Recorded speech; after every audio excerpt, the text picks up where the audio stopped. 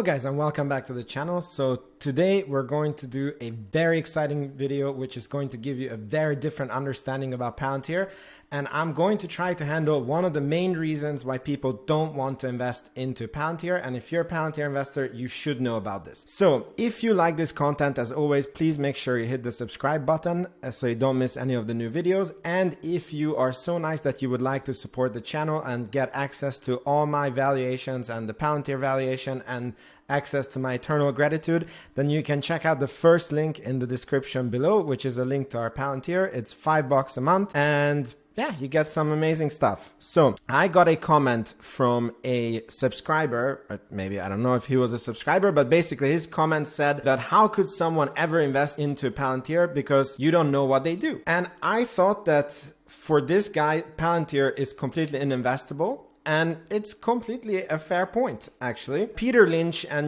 many prominent investors teach to never invest into something that you don't fully understand. And Palantir seems to be a very hard product to get your head around and actually understand. But this is kind of false. And let me tell you why, and let me show you how you can understand Palantir and get over this point, because I'm telling you, the opportunity is actually just too good. And I believe that they're a once in a 10-year opportunity and they're just going to grow insane. And yeah, it's if you are, buying and using this opportunity, you can create generational wealth. This is my belief. This is not investment advice. And I am putting my money where my mouth is because my portfolio is 100% invested into Palantir completely, and it's about $100,000 investment. It used to be $100,000. I mean, now it's a bit lower because yeah, the prices have fallen. Anyways, I digress. Let's get back to the video. So I want to show you a few video clips to explain to you exactly what Palantir does, and then we're going to get to the meat of this video. This is a young Alex Karp explaining us and a reporter what Palantir is. Inside of Silicon Valley know what it is. What is Palantir? Well, in every large-scale enterprise, you essentially have this problem that you have data in different databases, and it's very hard for humans to actually interact with that data. And what we basically do is we promote human-driven synergies between humans and computers by integrating every data store you have, any kind of data, and at any scale. And we also provide privacy protection so that you only see the data you're allowed to see. Now, this sounds like an incredibly boring problem, but actually it's the core issue you have if you want to do things like prevent cyber attacks, enforce civil liberties, enforce standards of privacy on data, or when some of our work actually stop terror attacks. So what did we learn from this? They are a big data analytics company, and then they help humans make decisions by aggregating their data, and they're showing them, different stuff so that they can make decisions. It's going to get interesting. We just have to get through this boring stuff. Here is another very important point by Alex Karp. We didn't know anyone would buy it till really mid-2008, so third quarter 2008. And until then, we were just operating on the faith that we had something really important. Now, the real proof was we saw massive adoption without a sales force. So this is how we knew it was working, because one person would email another they have classified networks and say, this is awesome, you have to get that. And so one of the reasons to actually be very focused on an engineering team as opposed to a sales team is you really need to know, is the delta between what they have with us and what they could have really significant. Very interesting point. So they didn't know if their product was actually any good, if anybody is going to buy it, until 2008, when without any sales force, they started to making serious sales. And believe it or not, Palantir actually never had a sales force until 2020. It has always been only Alex Karp, and they have grown to, 700 million in revenue per year. Have you ever seen a company that has grown to 700 million with no sales force, with a product that was not good? I want you to answer that question. So again, this is still very cloudy, and I promise I'm going to help you clear it up. Here is the next video, and then after that, we're going to get into the cool stuff. So in this video, I want to show you a presentation. Obviously, you can watch the full video that you want. I just want to make this video not half an hour. So I just cut out a part that is super fitting, that shows you exactly what Palantir does. And again, this is really important for you to know as an investor. A new alert comes in from Japanese intelligence. The Chinese Luoyang destroyer has gone dark and isn't showing up on intelligence feeds. The ship had previously been docked at a southern naval base, but AI models detect that it's now missing. Gotham fuses data from multiple sources to project likely paths for the Liu Yang. The most dangerous routes head east, towards both the military exercise and the mounting tensions outside the Taiwanese port. The analyst identifies a key fork to monitor between the routes. To collect more imagery, machine learning models built by academic and commercial partners run on data across all domains. The models determine that satellite coverage alone is not enough to find the ship. Based on what is capable and ready, the system recommends a few alternatives. So I want to point out here that it's AI models that are detecting that a ship is missing. And then the AI models detect that we have to find the ship dock. And then the AI models detect that they're not going to be able to do it with satellites. So then they suggest different options to a human that can make the decision. So what I want to point out here is for humans to track if a ship goes missing, you need basically one satellite camera on every dock that is, anywhere on the planet. I don't know how many docks there are. Let's say it's in the thousands. And then, you need people to look at monitors, in 24 hours a day and, manually report if they see ships or not ships. Obviously, this is impossible and ridiculous to even try it without AI. But this is what the big data analytics means, that somehow the Palantir software is able to look at, thousands of feeds at the same time and, integrate, the ship databases, with the different countries, naval databases with the camera feed, and then, decide what it sees. And then in the end, the AI doesn't make any decisions. It just makes suggestions to humans, and then humans can make the correct decision. The best option is an aircraft from Okinawa.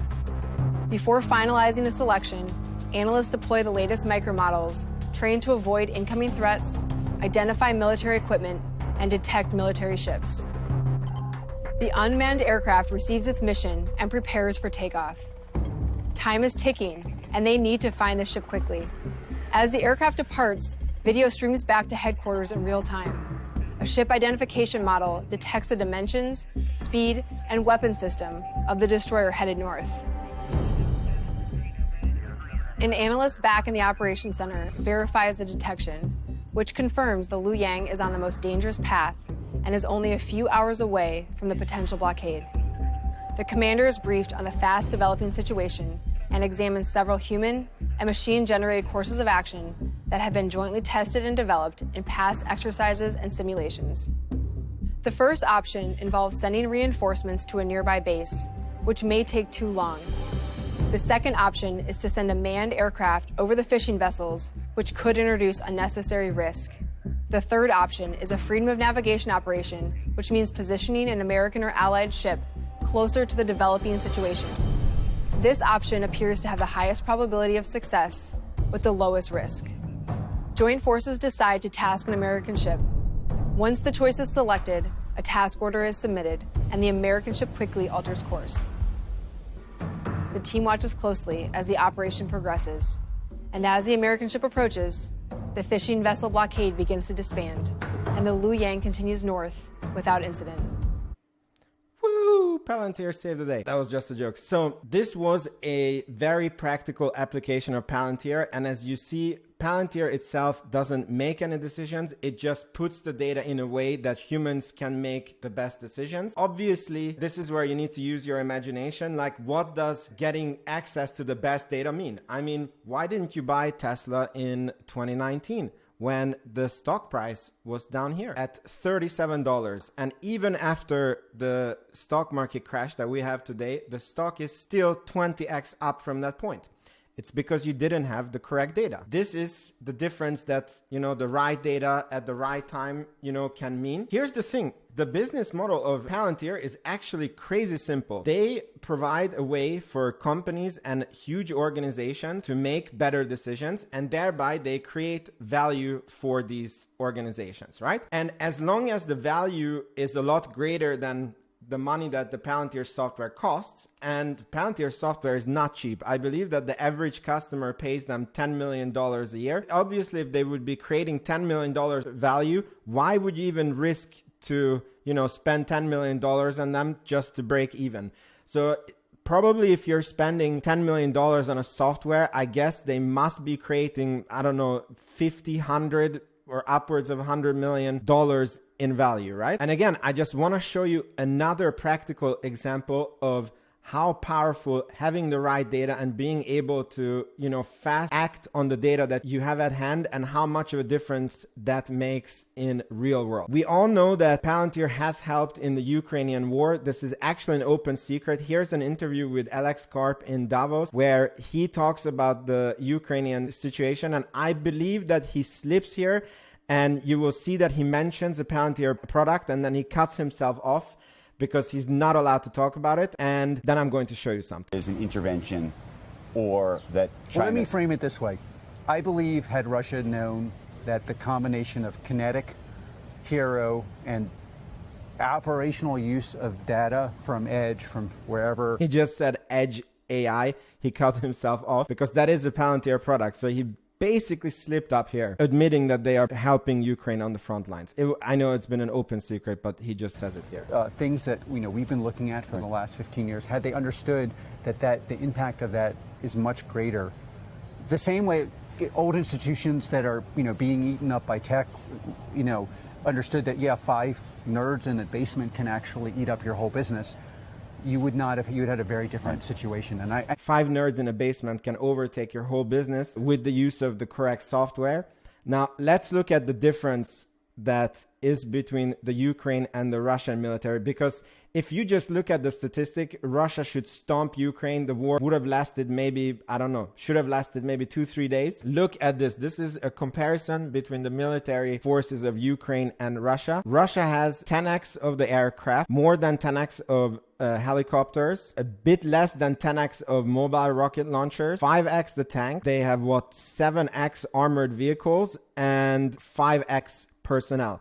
So basically, as it states in this article, that Ukraine has the will, but Russia has the might, how their military forces match up. And by any estimation, the battle for Ukraine was never going to be a fair fight.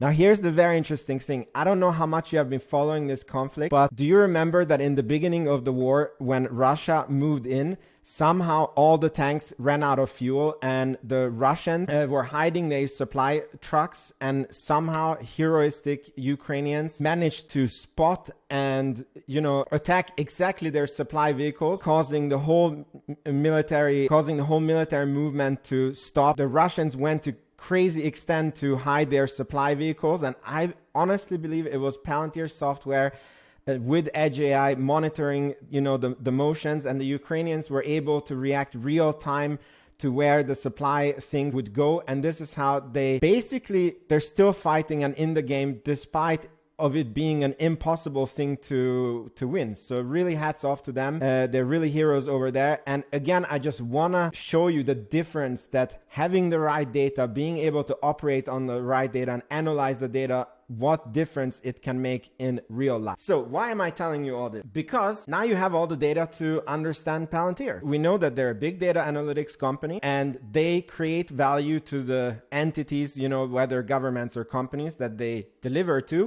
As long as they deliver more value than the software costs, they are a very good business. So this is where you could come with the fair criticism of, okay, but in a Tesla car, I can sit in and really understand the product. And Coca-Cola, I can, taste the drink and know that it tastes good. And on an iPhone, I can have an iPhone and I can see how it works.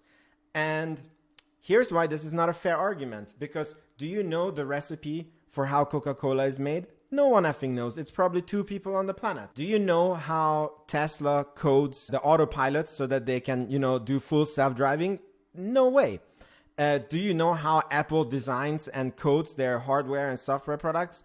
No effing way. So how is that different from Palantir?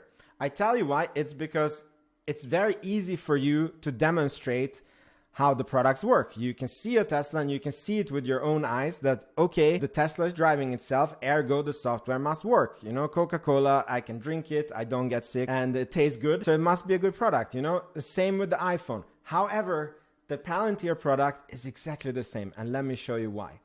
Because the moment you open the financial, remember what we said not so long ago, as long as they're creating more value for their customers, the customers will keep on buying, and that's a proof that their product is working. So they have if you open their investor reports, they have a 124% net retention. So that means that even if they are not selling to any new customers, the customers that they had in the year before, if they spent 100 million with them, this year they're spending 124 million with them.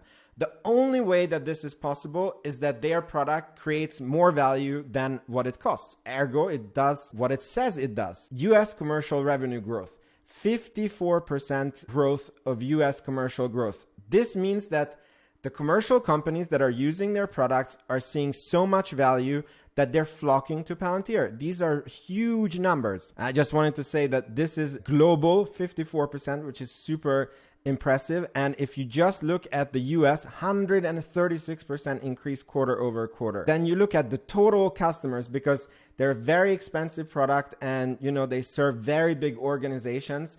And you could get scared if the number of the customers are not growing, but the number of customers are growing super nicely and exponentially, which again is a very, very big sign that the product does exactly what they say that the product does, and it creates revenue. So this is exactly why I believe that everybody who's freaking out that they don't understand how Palantir is programmed, and this is why they're not investing into Palantir, is somewhat wrong. Because although it's not a product like a Tesla that you can sit in and drive it, it is a product where you can look into the financials and get real world proof that the product is what they say it is. And the company, with its financials, with its growth, with the products and the projects and the missions that they're involved in, I really, really love the mission, and they are really a once in a generation company. And I believe that you're really, really missing out if you're not looking at this data. So let me know in the comments if you like this video, if you think I explained it correctly. I hope I earned your subscription, and I will see you in the next video. Ciao, ciao.